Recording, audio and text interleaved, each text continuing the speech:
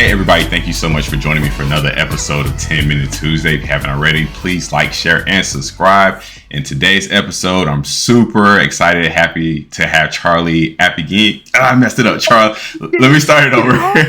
Go try it again. Yeah. Apigian. Apigian. You know what? I'm going to leave that in here. Charlie Apigian on here today. One of the greatest data people here in Nashville. Great guy, great community activist, man. So you do a lot of great things. So Charlie, man, thank you so much for being on today. Oh, it's a pleasure. And, and you do a lot of amazing stuff in our community as well. So anything we can do to support each other, I'm all in. Awesome. We'll appreciate that. Well, Charlie, this is your show, 10 Minute Tuesday, man. So let's dive into it. Go ahead, Charlie, introduce yourself. Hi, everybody. My name is Charlie Apigian. I am a professor at Belmont University in business systems and analytics. I also have my own company, Data Inspire, where I do data strategy and data projects. And I am fortunate enough to also be the lead data and AI strategist at LBMC. So I do a lot of data stuff. Yes, very, very active, do a lot of different things, business owner, strategist, content creator, leader, board member, all these different things. But, thinking about this, what really compelled you to get into data to begin with? Yeah, and I love your questions, man. They're tough. I'm a little bit on the older side, so I didn't have the perfect path. And I think you see that a lot with people in data science. Early on, man, 1984 Detroit Tigers. Honestly, and I say that because I pored over those statistics as an 11-year-old, and that really got me that bug to where I was keeping stats for my little league team. Then when I got into college, I was doing stuff that, I was a little bit different in that way. And as I was going through, I got a master's degree, and I'm like, I'm not done yet. I was still curious. So I went, and my PhD was manufacturing management, which actually, you think, well, manufacturing management, but I took every stat class I possibly could. And that was when I realized this was more my thing. And then I loved applications. I loved technology. So I had the technology training, the stat training, and lo and behold, that's now data science. Wow, that's fantastic. So baseball was the start, right? Stats, numbers, and getting the information. I could go through Lou Whitaker, Alan Trammell. Oh, wow. I can go old school with the entire 1984 Detroit Tiger team. Oh, man, I love that. That's awesome. I've heard that before, too, where I know me personally, I am always looking at NBA data, right? Because I played ball. My dad played basketball. And so sports data is just one of those things of numbers, statistics, whatever reason, it just sticks out. Yeah, and every passion has data. So anybody can get into data because of their passion. And I have so many students that music is their thing. And so, man, get some Spotify data. Get, whatever it does to feed your passion. I love that. So thinking about your journey, right? You talked about PhD, but then now you're a business owner and then consultant, strategist, doing a lot of different things. I love this question for people who have a long career to talk about what's their least favorite job they've ever had. And it doesn't even have to be data related, right? It could be like I delivered pizzas or it's construction, whatever it is. I just love to hear about people's journey and the stuff that they've done. Well, I definitely delivered pizzas. I did that for a long time. I actually delivered over 50 deliveries in one day one time. It was awesome. Wow. And it was just a crazy day because I was the only driver that day. But the worst job I had, because it was so hard, is my dad had a tool shop. And so at the age of 16, I started working on a Bridgeport mill. And what that basically was is we were cutting steel. And we were a specialized tool shop. And oh my gosh, no air conditioning. You worked 10, 15 hours a day standing on. As a 16-year-old, you couldn't stand on your feet that long. Yeah. And on concrete, it was so hard. I was a zombie for the summer that I worked there, and I went into the business, and that was really when I honed my skills for being, more of a business person, small business person, and got really good at the data in the auto industry up in Detroit. And so, but my start was on that Bridgeport mill, and boy, it kicked my butt. I love that. None of us ever forget those hard labor days, like early on. Like you have to go through it. Yeah, I think my dad did it to keep me in education, I All right. So here we have a philosophy called fail forward, right? You never really fail. Everything is a lesson. So thinking about that concept, what was your biggest failure, quotation marks, and what did you really learn from that experience? Yeah. First of all, I'm very humbled in knowing that I'm not perfect. And what I have learned, probably my biggest, is I have failed at running teams in the past. And I think we all have that experience. And mine was taking over their jobs. So they weren't doing it the way I wanted, so I would take it over. And all of a sudden, I had a team of five, and I was the only one left doing the work. And then I would get bitter because nobody else is doing their job. But when you take over their job, of course they're not. Yeah. And so I have hyper focused on how to be a better leader. And so with my company now, I hire students that are eager with no experience, and I mentor them. And I am empowering them. They're not perfect, but they have more time than I have. And if they can put quality time into something instead of my 10 minutes in between meetings, of course that's better. And that took me 40 years to figure out, maybe 50. And so I think I was not a natural leader in terms of small project teams, but I've learned how to do that in my way. Wow, I love that, and I'm personally going to write that down, that philosophy, because I struggle with that as well. It's like Oh, you, yeah, you you got have, to. yeah, you have a viewpoint of how you want this delivered and how it should go, and it's easier for me to do it, get out the way, but it's like you're just Yeah. crippling yourself at the end of the day.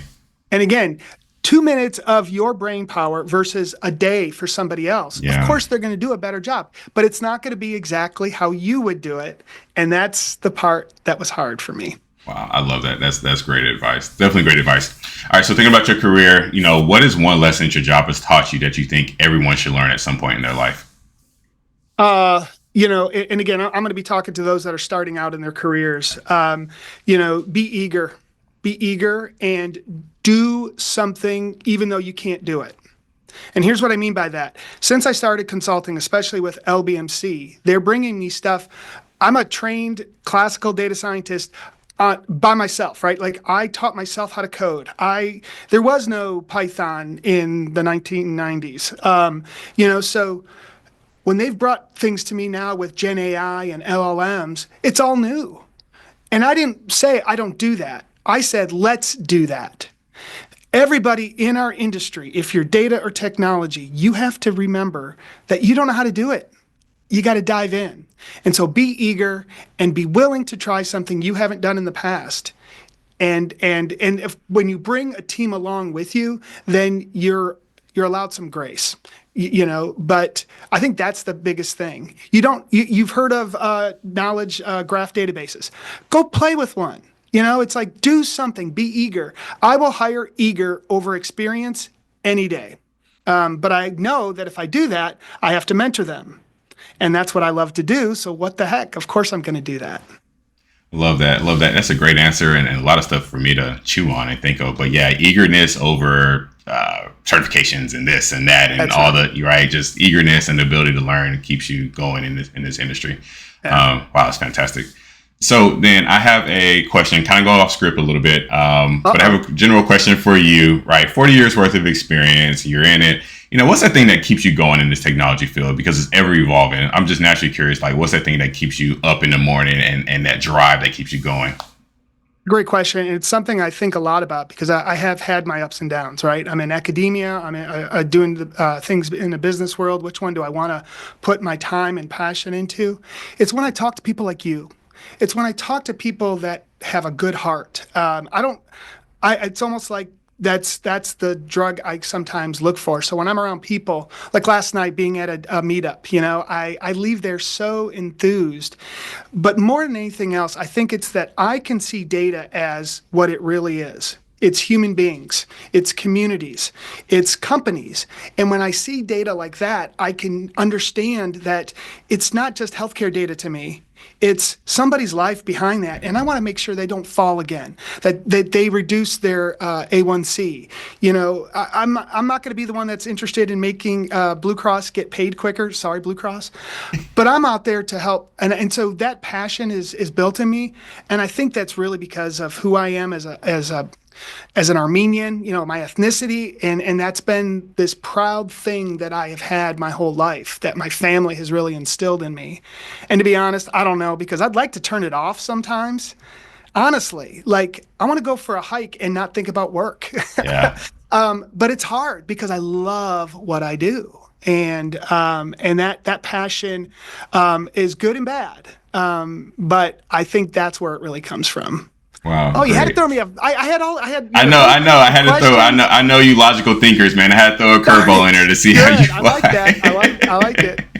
That was great. All right, man, that was a great answer, and really, when I've talked to people about this, right, I think I've seen some people who have fallen into the area of like, my job is this, like I will build pipes, right? I'm a data engineer. I build the pipes. I don't really care about the infrastructure or the stuff behind it. I just build the pipes, or I'll build this story, these KPIs, right? But there's not the human piece of it that I've always been drawn to. Like you said, right? How can we actually impact, if it's healthcare, right? A1C levels, or if there's, people in the hospital stay, right? And I love the viewpoint where you're saying humanize this stuff. Like, how can we humanize this information and really, show what we're delivering to help the person behind the scenes? Yeah. And can we go 12 minutes? Can I add this? Yeah. There's no rush. Yeah, you're good. So then think about the data person. So I've had a lot of friends lately, senior level, that they'll reach out to me as they're going through the journey to try to find a new job. And I think about where they are in their journey, and it has to fit. Some have been like, Charlie, I want to do what you did and start a company. And I'm like, look, my kids are grown.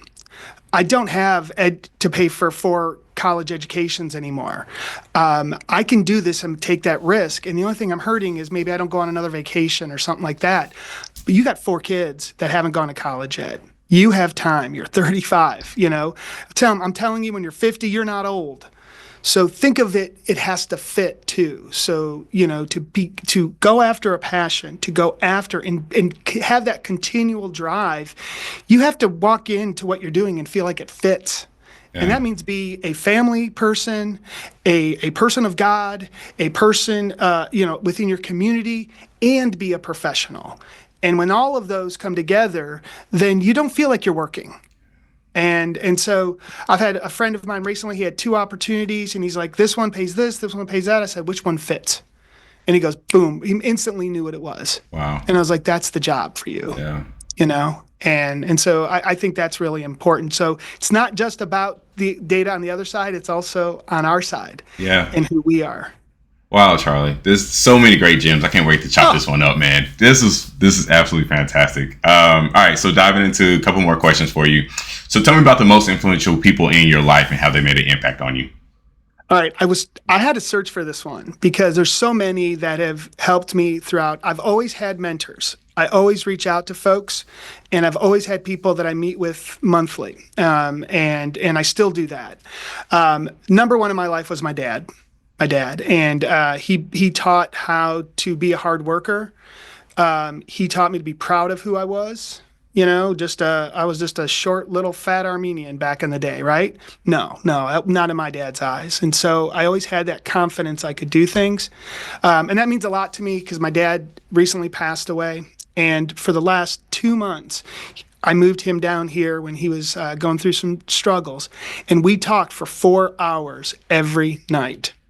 Every night we talked because he was in a care facility, and it was the best. We didn't talk about sports as much. We talked about life, and it was the most influential thing that I've ever gone through. If I was to say in terms of people that have gave me the confidence to do data, it was John Liu. Do you remember John Liu? He was at Digital Reasoning back in the day. He was data science to me in Nashville about 8 years ago. And he took a liking to me. And we would go and he's like, Charlie, you're going to do this. And I'm like, John, I don't know this stuff. And he gave me that confidence early on.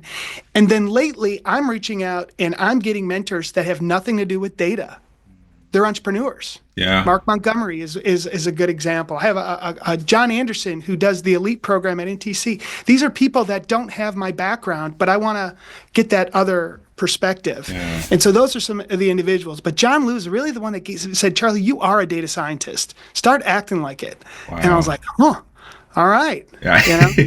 So, John Lou, if you're out there, I know he lives overseas now. I miss you. Come back. I'll make sure to tag him. Like John Lou, we'll clip this up. We'll tag him in here. Awesome. So, man, lot of stuff there, man. Shout out to dads. Dads are awesome. Yeah, they're fantastic. And mine passed in where we are 2022. So I get the journeys and the conversations at night, and just that time frame that is always going to be special in your heart and everything. So, man, that's super awesome. And then shout out to John Lou, man. That's my guy. I never met him, but the way you talk about him, man, John Lou's going to be my guy. Absolutely. Awesome. All right, Charlie, you do a number of things, but where can listeners find you at online? Yeah, because I have a unique last name, if you were to Google AP, P as in Paul, Igian, you'll find me. But probably my company website is the easiest way to see all my socials and things like that, and that's datainspire.co. And of course, C Apigian is my handle on LinkedIn. That's where I'm most active. So you're not going to find me doing things on other platforms. I consume there, but LinkedIn, you're going to see a lot of selfies of me at a lot of events, mostly meetups. I'm a big fan of meetups. I know you are as well. You do a great job with our Power BI user group and Tableau user group. I do the data science meetup here in town. And so follow me, and I continue to create videos and post those, and we'll be putting those out as educational products on YouTube here soon, free for everybody. Love it. Well, Charlie, this was by far one of my favorite episodes, man. So thank you so much for taking time out to record. I always love talking to you. Thank you. I know last time I saw you, said, when am I getting on? Yeah.